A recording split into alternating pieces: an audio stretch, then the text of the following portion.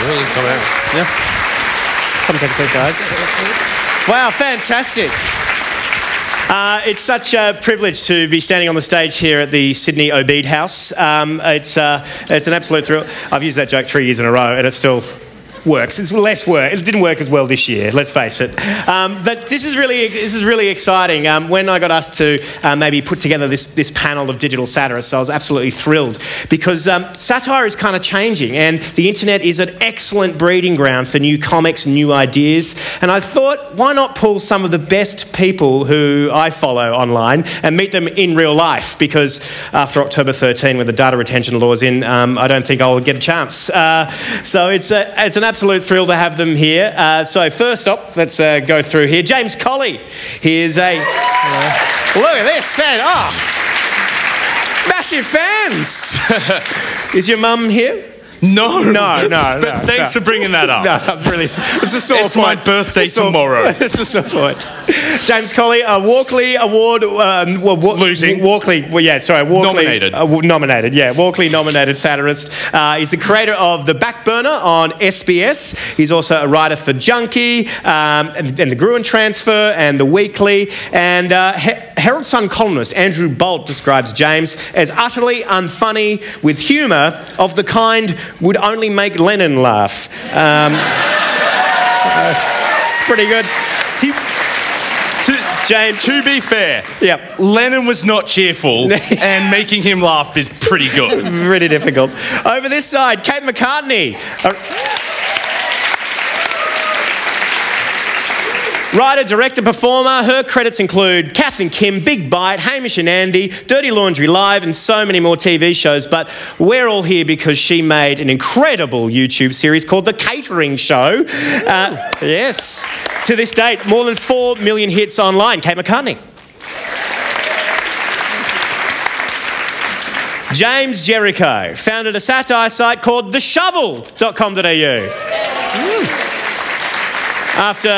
After realising no one else is going to publish his exclusive expose about the real use for George Brandis's bookshelf. That's good. The Shovel has gone on to be featured in the Sydney Morning Herald, and as the editor of The Shovel, James notes that he is a regular commentator on Australian satire, but also in 2015, in June, he kickstarted a national campaign to find Bill Shorten. And how's that campaign going, James?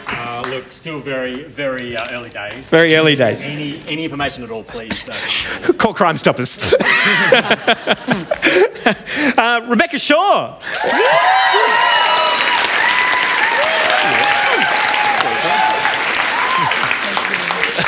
Twitter people, fantastic. These are our people. This is great. Fantastic. Also known as Brockle Snitch. Am I saying it right? Yes, very good. Brockle Snitch. A writer, podcaster, creator of the Twitter parody account Say No to Feminism. She's a columnist for Kill Your Darlings Journal, a writer with James at The Back Burner, writes for The Junkie and The Guardian as well. And she is in constant competition with Ruby Rose to become Australia's favourite lesbian. Beck Shaw.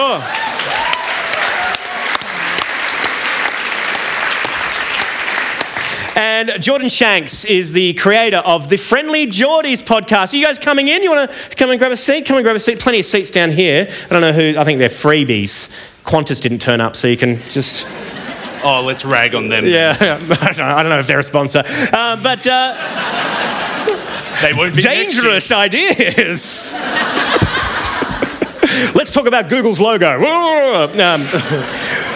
Jordan Shanks, ladies and gentlemen, it started the Friendly Geordies on YouTube. At the vanguard of some of the most interesting lo-fi YouTube news satire stuff, and it's really a privilege to have all of these guys here. Let's give them another round of applause.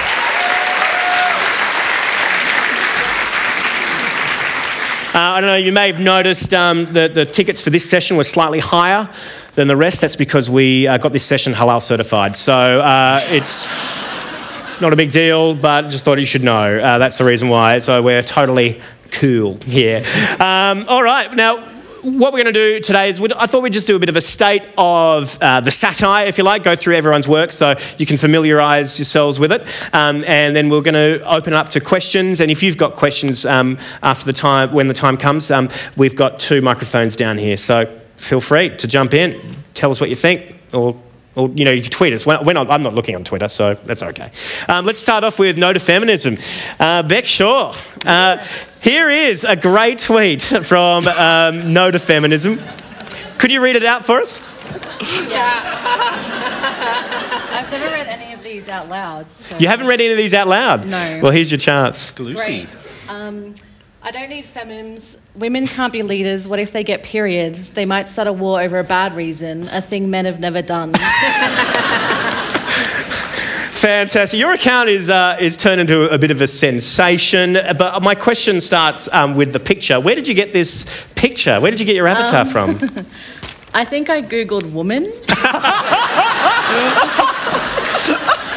Something like I do that a lot.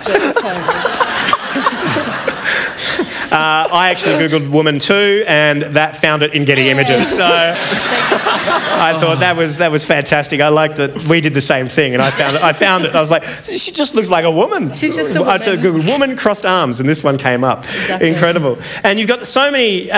Your followers are just incredible. They're so huge, the amount of followers you have. How did you find yourself coming to this huge number? Like, how did you go viral? I have no idea. So there was the Women Against Feminism Tumblr that started about a year ago, and it was sort of just a response to that. And I thought I would just start it and send 3 tweets, and it would get no traction, and then I would give up immediately, because that's what I do if something's not successful straight away. And yeah, just for some reason it hit, especially in the US, with some followers, and then it got some more well-known followers that have started retweeting it, and yeah, it just took off. It just hit a nerve, I guess, and just the right time for it. Do you feel like it's almost like you now have to keep it up? Like, do you feel obligated to continue it? Yes, but whenever I think it's getting a bit stale, like something really awful and sexist happens. So, thanks, misogyny. Yeah, and then because the good thing is I can because it's on Twitter, I can respond instantly to things that happen in the news or whatever, so it is kind of always current with stuff that's going on. Well, let's read some of the top ones. Before we do that, feminism is traditionally spelt this way, but your Twitter handle, Say No to Feminism, do you have a name for her other than woman who says no to feminism? Do you have like a nickname that you have? Woman. Woman. Yeah. Why does woman spell feminism this way?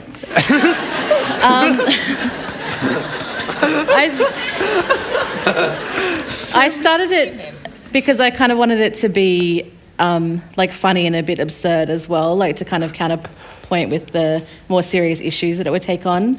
And that's kind of like a weird Twitter thing, is to misspell some words. So I only misspell that word, and all the other words are correct. And it works. It's fun. It's good. People like it. Well, would you do us the pleasure of reading some of them out for us? Yes. Great. All right, let's go through them. Strap in, guys. I don't need feminists because feminists are always so angry.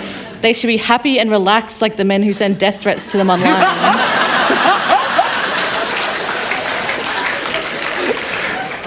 I don't need femim. Target removed gender signs on toys, and I've been wandering the aisles for days, scared and confused.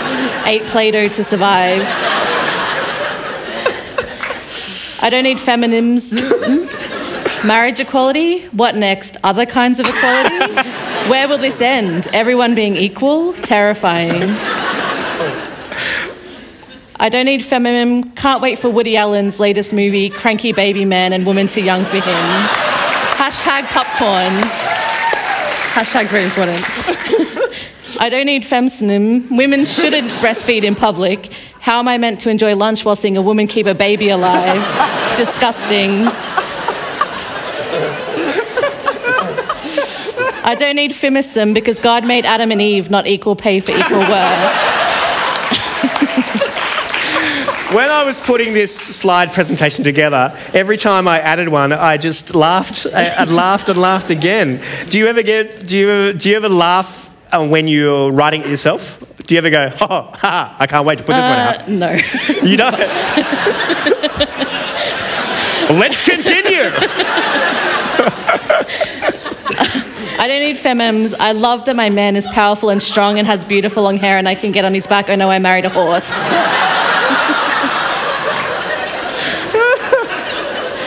I don't need feminists. It is so fun going clubbing and doing the hottest new dance. Never let your glass out of your sight in case it gets spiked. That is a great dance. That's good. I don't need feminism. If women don't want to be assaulted, why don't they just avoid places it happens, like everywhere and also in their homes? Wow. When you're tweeting these, there's obviously behind every tweet there is a sad truth. Yeah. Do you ever write one and go, I don't know whether that's too sad? No, I think I've pretty much, I kind of like do absurd ones like the horse one, but then I think it makes it more effective to do the really serious issues that come along. Yeah. And I think it's an effective way to kind of get a point across without having to write like a Slate article or whatever. Yes, yeah, that's true. It's much quicker. Yeah, you don't need a pillow to read it either. Yeah. That's good. Also, I want to talk about your audience, and I think audience for all of us in the game is pretty interesting. When we're working in such a space where context often is nowhere to be seen for the jokes we put out, you kind of get responses like this where people don't know if you're being serious. I'll read this one out for you. Now, you just sound like a stupid fucking C word. It's a satire account. If you say so, guess I'm stupid or maybe just different to you. Very different to us. My favourite thing is... That one's from Gabrielle Gabby. as well. My favourite thing is I'll tweet something like, I want a real man. I was furious when my husband turned out to be 4 possums in a trench coat. Oh. And someone will reply, why do you hate women? Wow. It is like a direct response to a thing about possums. It is. So weird. It is very strange because the jokes you are making... If they were real, are really horrible. And if people can't read the irony, there is a small risk you put people off, but you don't want those people anyway. Yeah, exactly. And I think there's a guy from Orange is the New Black, an actor, discovered the account and he went on a big retweeting spree. And I think a lot of people were like thinking that he was retweeting them genuinely, so it was... Right, yeah, oh, right, it's very with no irony. That was just a brag about the Orange is the New Black guy. So you had to get in there somewhere. Worth doing. Yeah. Ruby Rose. Here's another one. What about this one? Deactivate. That's just on my Brockle Snitch account. So I get all the time. Yeah, I get a lot of those just telling me to delete my account and that sort of thing, but... How does it make you feel, even on your Brockle Snitch account, when you get a deactivate or a log off? I don't care. That's good.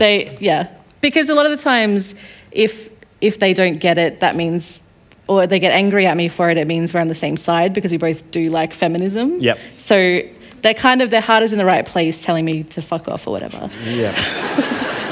So I get James Colley tells me to log off when I do a pun on Twitter. So yeah, I feel that. I'm right. Ladies and gentlemen, please thank Beck. Thank you. Moving on. James Jericho, The Shovel. An act to follow. Well, you've got to do it. We've got the shovel behind you here, up in full glory. That's yesterday's shovel. Tell us, how did you start the shovel? It's kind of gone over the last 3 years. I've seen the trajectory of it grow significantly. How did it all start for you? Yeah, I started about 4 years ago when no one else had really wanted to publish the investigative journalism that I made up. I decided to do it myself. I was actually looking today at the very first article, and it was about the Queensland state election, not the one we just had, but the one 3 or 4 years ago when they Labor got absolutely trounced, and they won 8 seats. And the first article was IKEA renames their 8-seater table the Australian Labor Party in commemoration, enough to fit your whole family or an entire political movement. But look, that one was read by about 2 people, I think, my mum and someone she forwarded it to. But it's grown a little bit since then. Yeah, excellent. Well, let's read out some of those headlines now. If you could do us the honours, that'll be great. Family reliant on government handouts to have second child. Very nice, yeah. Leadership speculation. Tony Abbott confident he'll lead the party until at least 1959. Very nice. Catastrophic spelling error sees Australian croquet team take the field in 4th test. Explains a lot. Joe Hockey to use $200,000 defamation money to buy 10 exclusive meetings for themselves. That's a bit naughty. This is the satire panel. Just want to make that clear. Yeah. Everything we're saying on here is a joke. Search the bill continues. It's a very funny headline, such simplicity, and of course coming out around the same time as the expedition to Pluto. Yeah. How does something like this has also now kind of transcended this idea into a bit of a meme. How do we see this idea that Bill Shorten is nowhere to be seen kind of grow from a headline to ubiquity? Look, I just hope he does do something, because my greatest fear is that Tony Abbott loses an election, because it's going to put a lot of people out of work in the comedy sphere. So we're all going to have to deactivate it. We're going to need Bill Shorten to step up and do something. Otherwise, this is going to be this joke over and over again. Just anything, really. Japan's scientific research program still yet to uncover why whales dive and spear to the giant poo.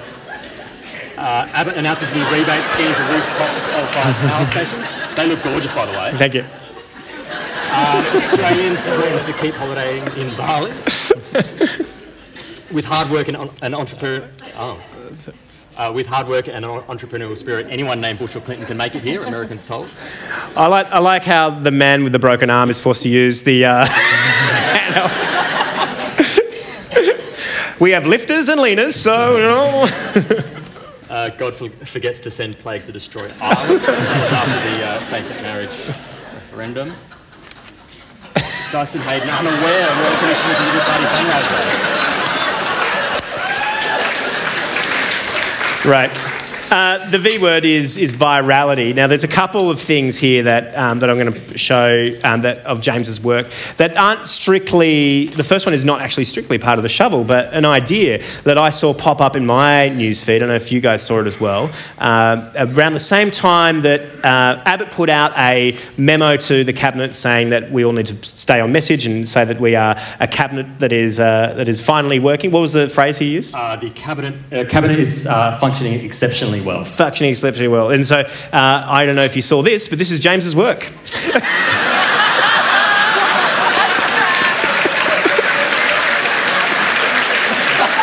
Really funny. Do you want to read the... I'll read it. Okay. As you can see from this picture, our cabinet is functioning exceptionally well. Pretty much as new condition. No damage whatsoever, no cracks beginning to show, every part working exactly as it should be. No surprises. Keeps everything neat and tidy. The last cabinet was chaos. Very modern looking, also very sturdy, good at stopping things. Does leak from time to time. Comes with flag. What I liked about this was some of the responses. A lot of people wanted to buy this cabinet. But we got some responses, some questions really. Does it come with a speaker?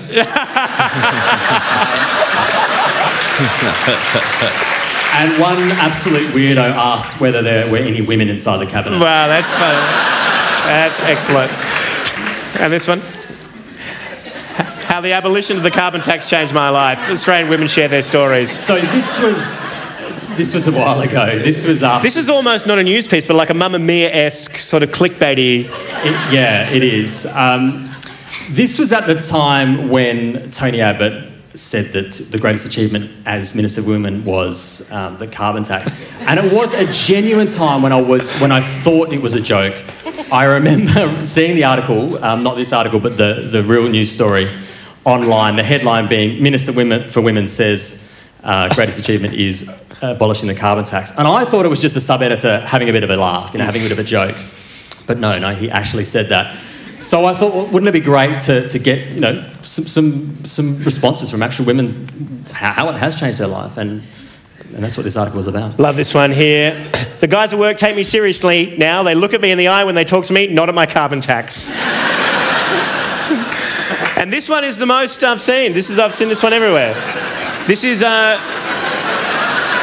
just out of curiosity, who has seen this one in their news feed? Look at this, fantastic. So, this, I mean, I'm sure most of you, anyone who's been to a concert over the last 5 years has seen the guy who's not just taking a photo of a concert, but it's actually videoing the entire thing and watching it through his phone. And I just think, dude, you're actually here. You're actually at the concert. And I've just got this image of these guys going home and watching this shitty little low quality. No, it would have been nice to have been there. Oh yeah, I wish I was there. It almost feels like I'm there. Everyone, please thank James. That was great.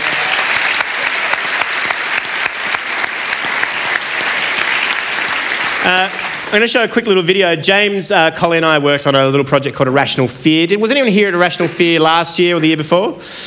Oh, great, fantastic. Brilliant, fantastic. So we thought it would just show you kind of what we did. This was, we ran an online crowdfunding campaign and we made a bunch of stuff and popped it online, and we did that last year. And this is our report back video. We can dim the lights for a couple of minutes on this one. Irrational Fear. Hey, Dan Illick here from Irrational Fear. Now, 3 and a bit months ago, we asked your help to create a 10-week season of digital satire. It's now week 12, and if you haven't been paying attention, here's what you've been missing.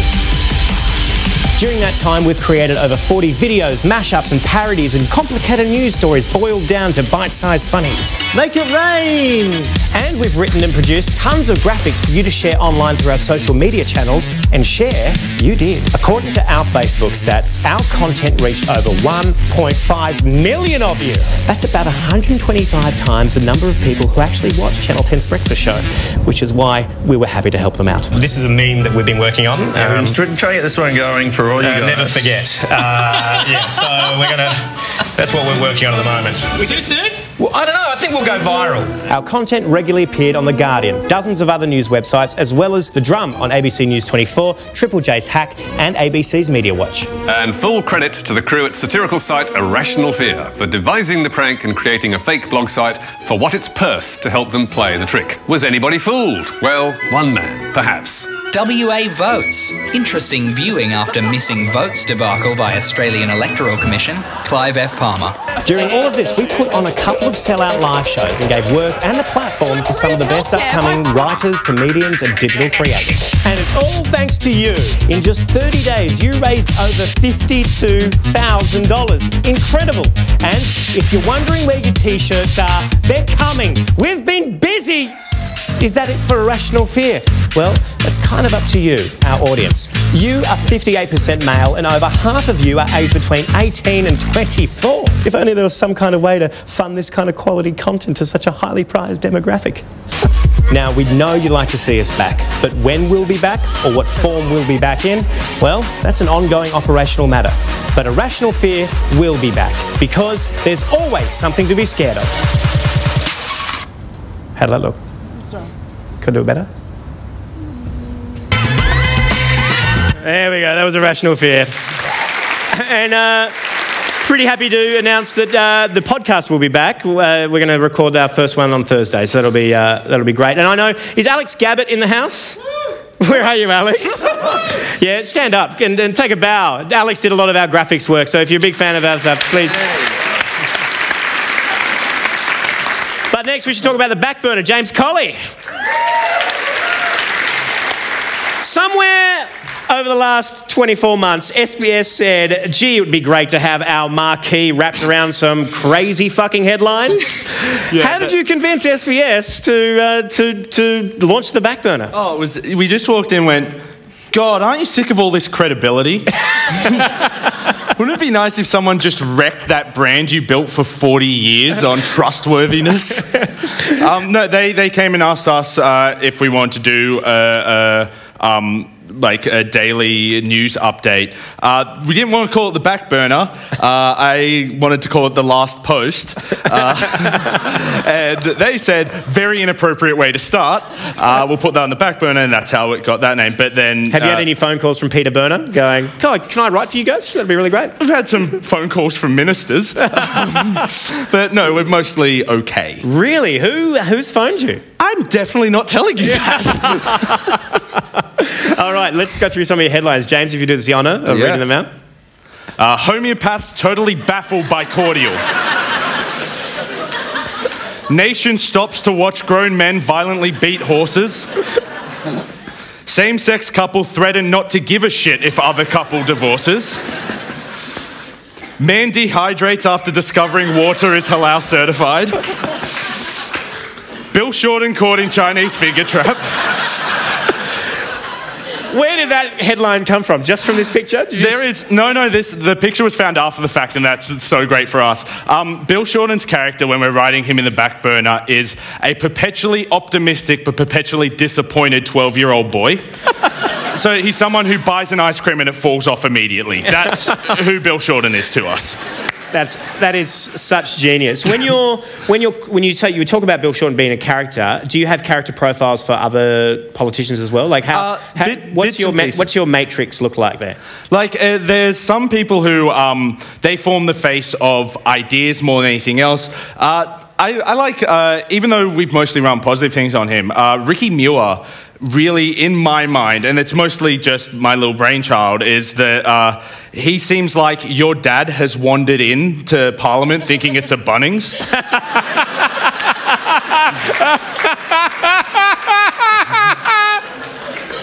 Yeah, so like we have little things like, and like there's certain images from politicians you have to keep in mind. You have to keep in mind that like David Lionel has said every so often that he goes up into his attic and pets his guns. You need to remember that we didn't make that up. That were like, so you need to remember things like that. It's happening. Julia Gillard rushed to hospital after overdosing on Schadenfreude. Apparently she read that and quite liked it. Then fell off her chair laugh. Bill Shorten reverses Labour's policy of standing for something. Wow. Young white male decides Australia Day isn't problematic. Bill Shorten accidentally calls Tony Abbott dad.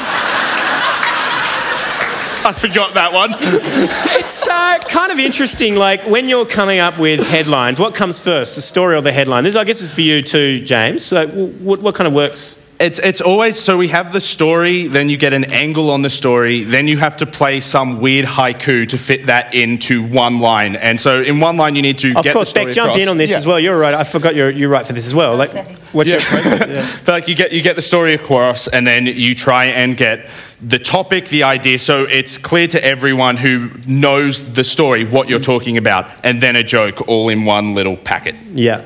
Is that the same kind of experience, Beck? Yeah, I think a lot of it comes down to just rewording stuff once you have the idea to try to make it fit and make sense. And also if the story isn't big enough, or if you've got to make sure that you can describe what the story is in one sentence, so it's like recognisable as soon as someone looks at it, which is quite difficult. James, what's your process like? Yeah, very similar. The headline is everything, and I think we've just shown it here tonight. You know, the fact that we can get such a big laugh just out of reading a headline shows that there's so much you can... That's what I love about satire. There's so much you can do in just 5 or 6 words.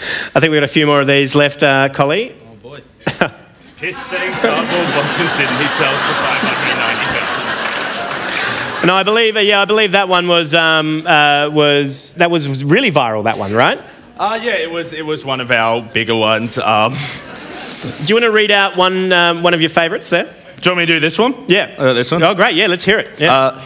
Sydney property prices are under scrutiny once again as a piss-stained cardboard box abandoned in an alleyway in Paddington was sold at auction over the weekend for $590,000. It's the third such box that has attracted a price this month and the most piss-soaked of the bunch.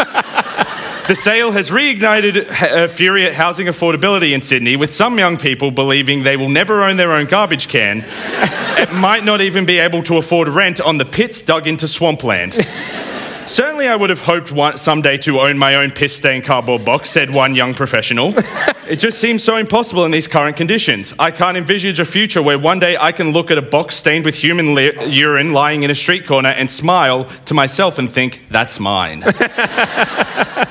That's great. Yeah. I was talking with you yesterday, and you said something interesting that I thought I should remind you about here. Is when you've kind of told your back burner writers to think about when they're working on quotes when people are talking in your stories, to think of it as the text message you accidentally sent. Yeah. The text that you wish you hadn't sent. Right. Like, the idea is like, so if, say, the story's about Dutton or about Sean or about anyone, it would be, if you get a question at a press conference you don't like, you know, because ministers are people, you know the first thought in their head is, you motherfucker. Like, and it's that. It's what, like, before the press training kicks in, it's when they go, oh, what I should say is this delicately worded thing, but every quote in the back burner is before they get that chance.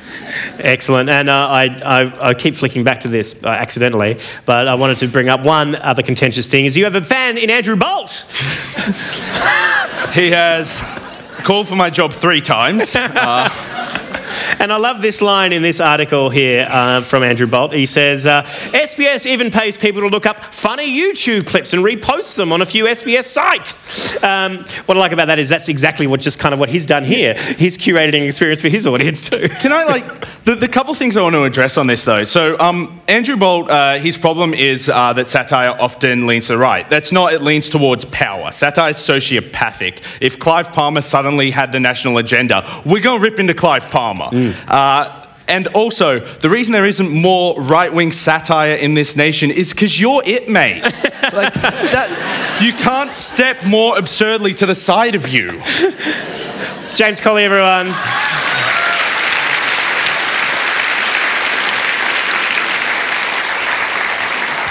Kate McCartney, it's your turn now. We're talking about the catering show. This kind of came out of nowhere last year. It really blew everyone's socks off, and so far over 4 million views on YouTube. Did you have any inkling as to how big this would play? No. If you look at the rest of the trajectory of our careers, yes, absolutely not. That's right. I've worked a lot with Kate McLennan, and I dragged Kate McLennan into Beaconsfield, a musical in A-flat minor, and if that's anything indication of the level of our careers, that's one thing. Yeah. Tell us, where did it come from? How did you guys come about to make this? It was based on, I mean, it's a real story, you know, write what you know, and what I know is my bowel complaints. So, it's based, McLennan, we write together every single day, so it was based on McLennan being just this hideous foodie and me not giving a shit. So we we based it kind of on that, and then extrapolated, using that as kind of as a cover for other issues that we wanted to talk about, I guess. How do you feel about kind of so blatantly sharing your bowel issues with 4 million people? No, I'm fine with it. What I love here is the attention to detail. That beautiful ring around the catering show logo is actually Kate's lower intestine. Thank you. Yeah. Let's watch a little bit of it, eh?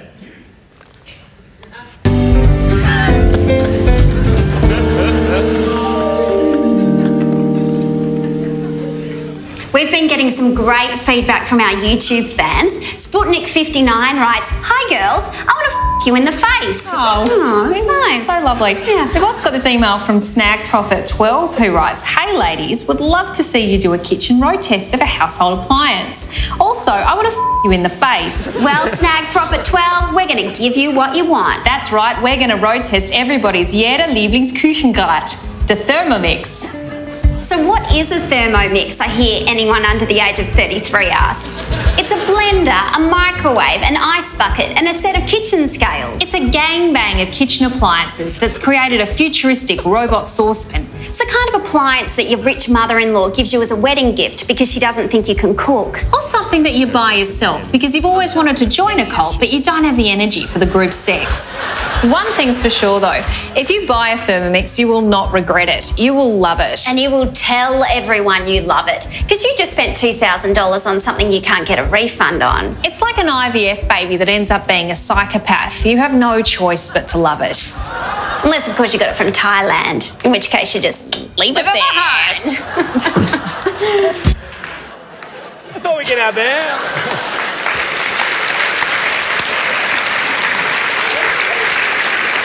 If you haven't seen it, you're going to, after this, I'll tweet everyone's social contacts so you can follow up. But make sure you check out the catering show. It is just sensational. It's so funny. How many episodes? 6, was it? 6, yes. And is it coming back at all?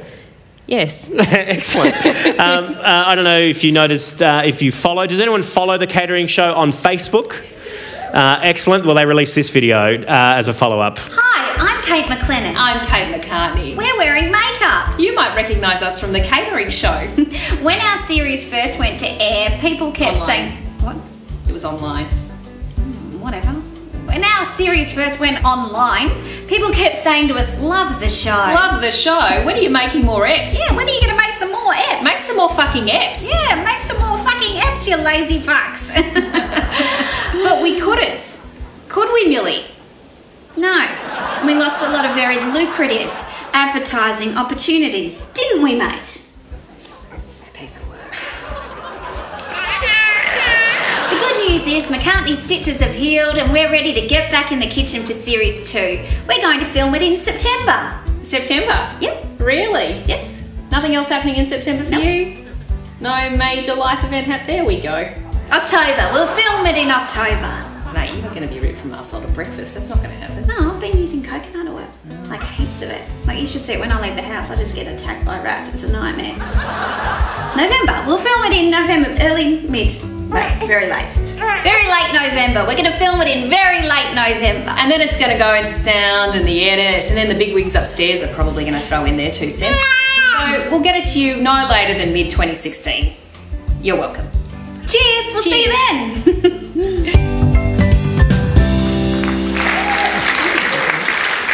I can have one a day. Yeah, I can have one a day and one at night. That's going to be a bit of heartburn though. And I love this comment from Facebook. I hope this means you'll be trialling recipes from Pete Evans' Poison Your Baby cookbook. So, Kate McCartney, will we see a Pete Evans style joke? He makes he features. Excellent. Yes. So when Millie, how long between finishing the series and having Millie, how did that all pan out? Not well. Yeah, so we shot it at the end of last year. Oh no, I was in my second trimester when we shot it, and then it exploded when I had 6 weeks to go. I was so fucking tired. Wow. It was horrible. I think it's really admirable that you're still making comedy and being a mother at the same time. It's very good. Yeah, thanks. I'm very tired. Excellent. Well, I think we all appreciate it. Great job. Let me see. Oh, what else? Oh, yeah. Hang on. Yeah. So when it comes back, are you going to be working on anything else as well? Yeah, we've got another thing that we're working on. She says cryptically. But you can't tell us anything about it? I can't. At all? It's funny. Can we have like a little snippet? It's a narrative thing. Great. Narrative, half an hour. All right, great. Excellent. Kate McCartney, thing. everyone. Yeah.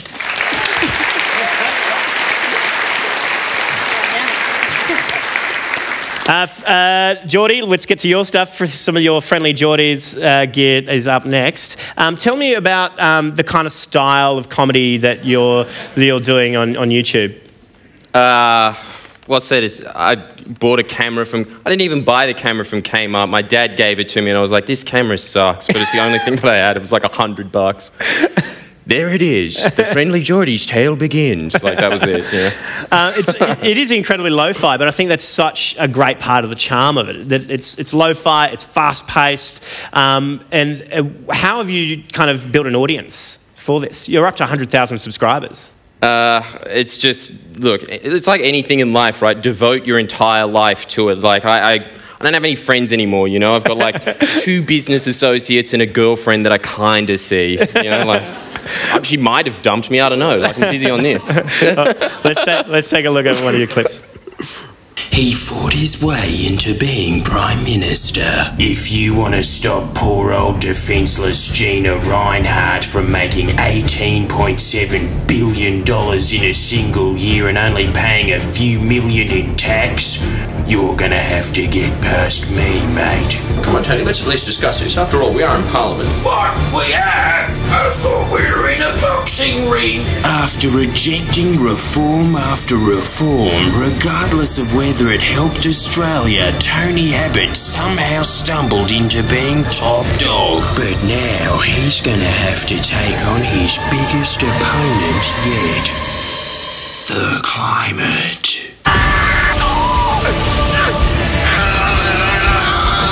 What do you think you're doing, Tony? What the hell did you think I meant by direct action? Harder to attack. Invisible substance. Tony, your policy's just pissing in the wind, mate. No, it's not. That's plan B. Harder for him to believe in.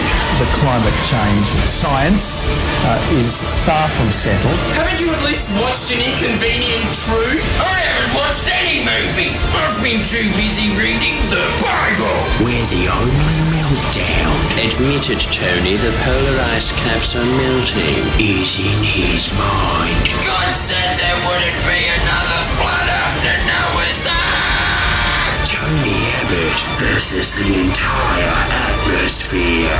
It's gonna be a hell of a fight. Direct action, token effort. Available now in reality. Please press the subscribe button now. Come on. Really great stuff, and all of Geordie's videos are like this. They're fast, they're frenetic, they're full of characters, and you play most of them. Mm-hmm. How many people work on these videos? How many people help you put this together?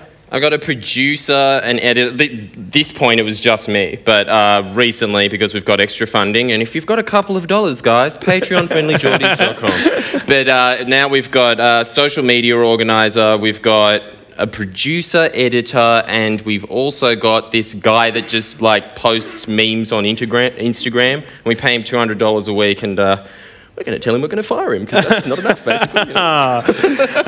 Excellent. Exclusive scoop. Just learning that from the camera. Surprise! You should probably tweet that or Instagram it, and he'll find out real quick. Talk to us about being on every channel. You're one of the few groups that is really making purpose-built content for each platform. Is it important to make something specific for every platform you're working in? Yes. Definitely. YouTube is fine because that's for all the fans, right? So you can make video content as long as you like. I've made ones that are 10 minutes, and then you look at how long people have been looking for it, and they've just watched the whole way through, right? But as soon as you're on Facebook, the demographic gets younger, and they're just like, this isn't 5 funny faces in 5 seconds. You know, they're just out of it, you know? So you've got to do something completely different for that. So you start posting on Instagram photos, Instagram videos, which are, I don't know, like, Jesus, there's a lot of bald people in the audience. It's kind of like, you just got to, I don't know, Instagram is the new Facebook. Like, as soon as you guys went on Facebook, we went to Instagram, you know? But we're trying to attract people to Instagram, which is just like 15-second little clips. It's very fast-paced. So, like, the evolution went YouTube, as long as you like, Facebook, you got to make things kind of short, like within 5 minutes, maybe shorter than that. Instagram, 15 seconds. How screwed up is Generation Y? I remember watching an episode of 30 Rock, and Will Arnett played a character where, this is like years ago, before Instagram and Vine and all those things. He played this character, and he was so chuffed with himself. His claim to fame was, hey, remember me? I was the executive that mastered the 10-second sitcom. And then they played a 10-second sitcom, and everyone laughed like, who's going to watch that? And now, this is what advertisers are paying so much money to get a 15-second Vine or a 15-second Instagram or a 6-second Vine. How does that make you feel, Kate? Like, you know, you're making long-form narrative drama. Old. Yeah, I mean, I think I don't think the catering show could be longer than 7 minutes. Right. You know, I think we make our point and we get out as quickly as we can. But yeah, we have been thinking about maybe doing stuff for different platforms as well, but whether or not we have the skills, because we're very old and tired. I thought I'd play. This is an Instagram video that is on Facebook to make things more confusing. But I thought I'd play just the example of what Geordie's been doing on Instagram. Don't you think you're a bit biased? You're right. Perhaps I should determine whether or not I'm biased with some serious soul searching and, oh, that's right, I don't have a soul. Fuck you, I'm staying. What? Looks like the unions are finding out what it's like to be a piece of lint. Doesn't it suck to be in front of a Dyson? 15 seconds. How many jokes are in that? Maybe 2 or 3? Yeah. That's pretty. That's pretty good. A visual joke, maybe 4. So that's great. That's Jordan, everyone. Big round of applause. We're going to get to your questions next. So if you've got a question, head to the mic 1 or mic 2 over here. So if you want to come on down and ask a question, you can. But before then, I'll quickly go through some notable mentions. These are some people who I've been noticing around the traps doing interesting work that I thought I'd share with you. There's a guy in Melbourne. His name is Reed Parker. Yes, who's my Twitter friends? Reed, who loves Reed Parker? 3 people. 3 people love Reed Parker. That's great. Hopefully, after we show you some of his pictures, maybe more of you will. So Reed, he works in insurance, and he doesn't need Photoshop for his job, but he convinced his boss to expense it. And ever since then, he has been pumping out some of the most hilarious Photoshops and sharing them with the comedy community. So this is Reed here. Here's some of his things. Abbott loves his onions. That's really great. Coal is good for humanity. Really nice. Back to the 50s. I think that one's really great. Certainly on some sort of trend here, that's for sure. Total Recall. I love this. Behind every man is a Rupert Murdoch. And flags. He's got a really good obsession with flags. So there's Tony there, and there's flags everywhere in Parliament House. And then just a really big flag, maybe. And certainly the wrong flags got ordered for this one. So that's Reed Parker. I'll definitely tweet his details after the show as well. Juice Media, Rap News. These guys are... Yes! I don't have any examples for them, but they make really high production value rap songs about the news, and their work is absolutely sensational. I'll tweet you a link to their work as well. And the True Australian Patriots.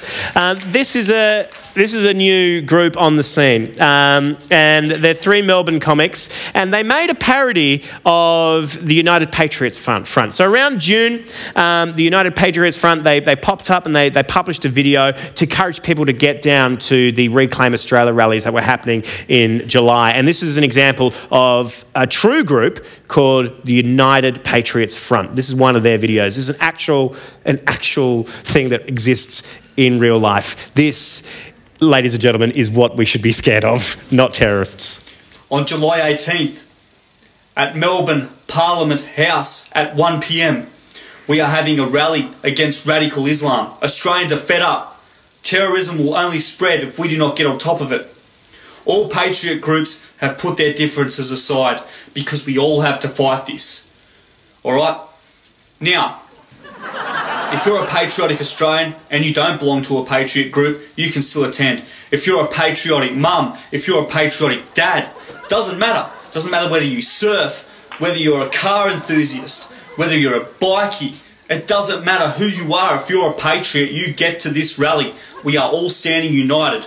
Now, it took me a long time to get groups to put their differences aside, but now we are all allied. And I'd like to thank the groups that I've written down here who have decided to put their differences aside and all ally as one. In Melbourne, July 18th, 1 p.m, Parliament House.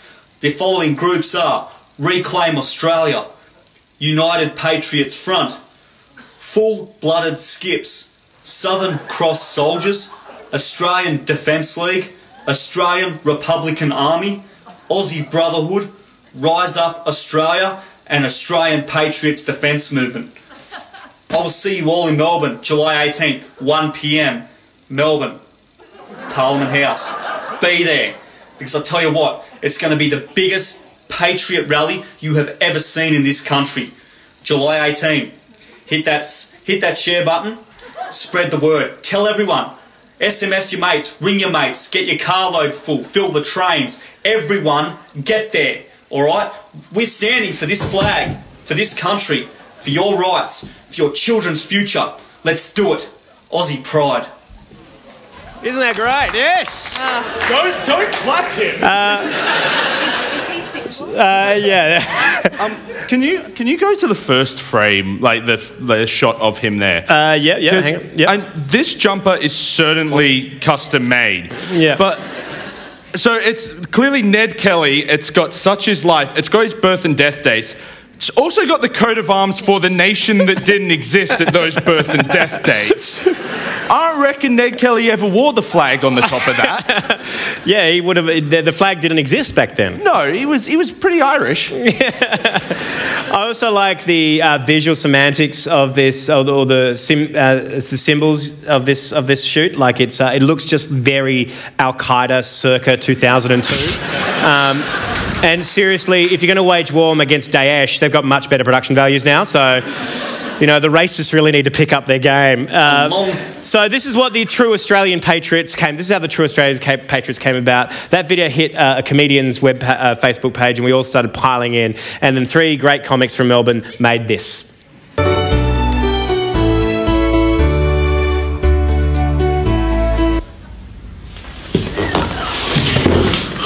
A lot of Islamists think they can come here to Australia.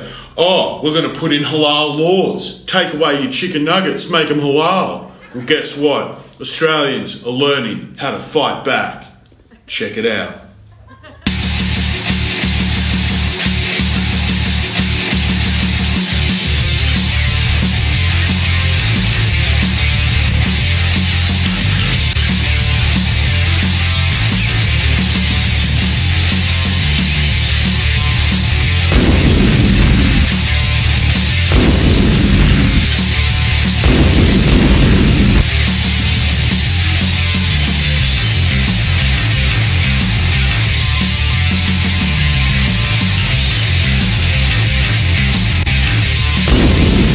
Still want to come to Australia?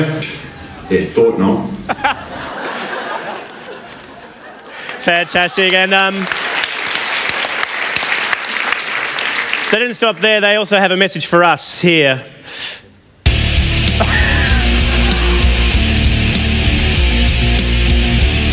We are the True Australian Patriots, and we have not been invited to the Festival of Dangerous Ideas because our ideas are too dangerous. Well, guess what? We don't want to come!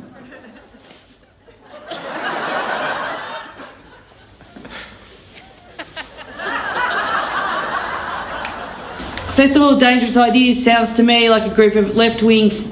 Well, what I've basically noticed is an Islamification of Australian culture. For example... We're not a racist organisation. Islamic is not a race. A true Australian patriot is someone who says, no, I will not accept these lies that are given to me. We've got heaps of members that aren't white people. There's some Asian bloke that comes around Friday. There's more mosques at the moment than Red Roosters, and they're springing up. I think there's something like 47,000 different mosques that are actually earmarked to go ahead. One of you statistically in this room watching is going to have your head cut off this week. You want to spend your time in the Opera House? Go for it. I've got bigger fish to fry. I'm frying fish. I saw a beheaded rainbow lorikeet, and basically it was Muslims. The first time I ever met a lefty, he physically stank like the rotting bowels of a dead fish, and I thought, is this the kind of Australia I want for my kids? No. My final message to Sydney Opera House is, if you lefties want to sit there on your asses and talk real cool, well, whatever, but Australia's burning.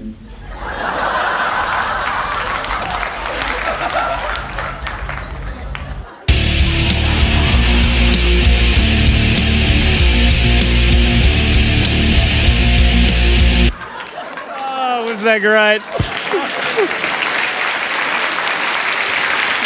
That's Melbourne comedians Greg Larson, Ad Edmonds and Damien Powell. If you've got questions, please come to the microphone and share us your questions, and we'll have a chat. Now, satire is kind of blowing up, as we've seen. You know, you guys are clearly demonstrative of that. It's blowing up online. I don't think blowing up is the right word, but why do we think the internet is a great space for this kind of humour? James? Because the internet has, for better or worse, a place where people get to choose their own narratives. There's that old thing of you can choose your opinion, but you can't choose the facts. On the internet, you can choose your facts. So you really only need to see the world you already agree with. And that's why things that we like and also things we don't like go very large, because people get to choose their own narratives in a way that you can't when there are a couple of news channels and a couple of newspapers who already, secrets out, kind of have their own as well. That's right. All right, let's go for question number 1 over here. I guess this is a question kind of for James and working on SBS Comedy. I've heard at The Onion the process of choosing a headline is quite a grueling and unfunny one. They just sort of read out headlines and they kind of cut them down until they've worked out the best ones. How much stuff that you guys work on ends up kind of on the cutting room floor? An awful lot. Every morning and afternoon there is we work through a Facebook group and there is a panic thread of, is this an idea? Are these words? I'm not really sure how this is coming together. Maybe that's bad. Oh, were we implying the right thing? And it goes through a really horrible meat grinder. Then we get all the way to the end and work out if it still makes sense from the beginning. So sometimes it comes to us really well. Sometimes it is like putting needles in your fingers. Sorry, I had to think of something bad quickly. That metaphor. And sometimes the best times, it comes early, it's really great, and SBS's lawyers say you cannot run that. It's kind of interesting with Facebook and satire. Facebook have been testing satire tags on satire posts, particularly from The Onion. Is that a good or a bad thing, James Jericho? What do you think? Oh, it ruins the joke a little bit, doesn't it? But I wish Facebook would extend it and have like a boring or a crap or your mate's dinner kind of tag, so you can just scroll past it. Excellent. Let's go to question number 2 over here. As satirists and people who make comments on important issues and politics, how much are you driven by looking at politics and finding a funny joke versus looking at politics and wanting to make a point and making it through satire? Making a point through satire versus the joke. Beck? Well, I would say that basically what the Note of Feminism does is draw directly from the movement itself. So if I'm ever stuck for ideas, I just go to the Women Against Feminism Facebook page, and there's a bevy of ideas to make fun of there. Oh. And it works out because it's also political and they're idiots sometimes. Jordan, what about you? Are you out there to make points or are you out there to make jokes? I'm out there to make points. I used to be out there to make jokes, but then I just realised I've got like 100,000 people listening to me now that didn't listen to the news before that, including myself. So I'm educating myself as well. But it's terrifying me that this is happening and people are like, good joke, man, nice joke. Yeah, but it's real. It's real. How terrifying is that? Tell someone! James, Colleen? I think this is the crux of what we're getting at here. Satire is the dog biscuit you give someone for paying attention to what you're trying to say. It's if you get through the next sentence of this awful news story, I'm going to give you a treat and you're going to have a little belly laugh and then we'll move on to the next awful thing that's happening. Yeah. Kate, do you have the same approach as these guys when you're creating your work? Yeah. Trying to sort of make a point or a joke, just a pointy joke. A pointy joke. Shank. A shank. Yeah. Thanks for that question. Question number 1. I have a question about, you touched on it briefly, there's a lack of right-wing satire. Does that have anything to do with kind of the comedian's principle of punching up, not down? That's a really good question. I think it can be done. What do you think, Kate?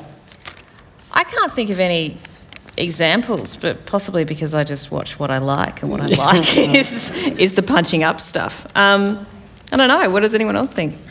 There are a couple, and yeah, it does come to that, but I don't think strictly punching up is something that the left wing owns either. I think you can be right wing and do that, but what I think it often comes in, particularly when in waves like now, where it happens to be blowing up here, is that satire chases power. Like I don't know a satirist who, luckily, in most cases, and I think it should be in all cases, satire is independent. You can't have a satirist who is in bed with a political party, because you're not a satirist. Then you make propaganda. Whether you're making propaganda for people we like or not, you're making propaganda if you have a political agenda or a political party behind it. You can have political thought, of course, and if that aligns with a party, then maybe you should vote for them. But you shouldn't be driven by the party. So I think that it is entirely possible and should have right-wing satire. Of course they should, because the left wing messes up a lot as well. But I think that satire naturally chases power because it's more fun to shout at giants. So you need the left-wingy power. The reason you rarely see shovel or backburner articles about the Greens is the Greens rarely drive the narrative. If they were driving the narrative, they would be hit more. Interesting. On that, what is like the most, with your work, what has been with all of you, a moment where you think you might have gone too far?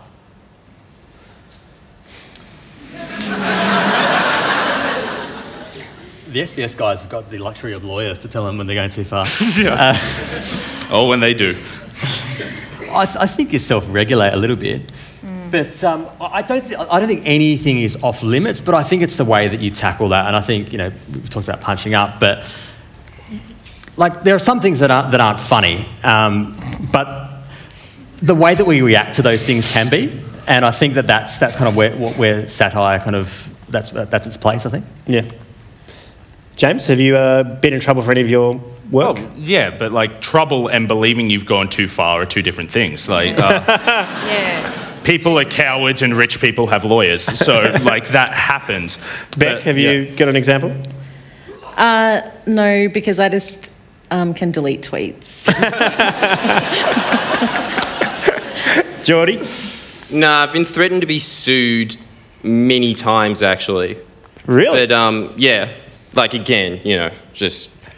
Three guesses who? I can't tell you which, but, the one of the main political parties that I just address everything to, much like I completely disagree with James about propaganda, full-on propaganda for Labor and the Greens, all the way. That's all I fucking do. Don't clap, I'm really afraid who's basically listening. just Liberal voters. Apparently, this is a tactic of the Liberal Party. They send out emails to people just being like, this is in violation, I'm going to talk to my lawyer and stuff. And then what you do is you just send an email back saying, okay, let me talk to your lawyer. You never hear anything again. Because it's freedom of speech, baby. Use it, if any freedom of speech was a real thing. Did you have another question? Yeah, Jordan, can you sign my Yilmaz shirt after this? You got one? With pleasure, man. Belle, thank you very much. This is great. Okay, great. For anyone who doesn't know, Yilmaz was a guy at my high school that I just make fun of, and that's how I get most people suck it in, and then it'll just be like, and also, did you know the Liberal Party's evil? We've got time for one last question over here. How much room and potential is there for satire in traditional media like TV and radio? And do you think it's being steamrolled or crowded out by the brief reforms that you spoke about here tonight? I think certainly satire is a lot harder to do in traditional media than it ever has been, particularly in on public broadcasters. Everyone is pretty much on their toes. I can say this because I'm no longer an employee of a public broadcaster. James, you don't have to say anything. It actually is really difficult. What is so annoying, though, is whenever we work in the public broadcasting system, we have enormous editorial policies to get through for every joke we make. So it's so annoying that those public broadcasters are risk adverse due to the current climate, but it's also so annoying that that we are made to kind of jump through these hoops to get anything made at all. So if you see something on a public broadcast and you go, oh, they didn't go as hard as they could, there's reasons for that. Thank you so much for your question. Thank you so much for your enthusiasm. It's really exciting. Please thank these guys.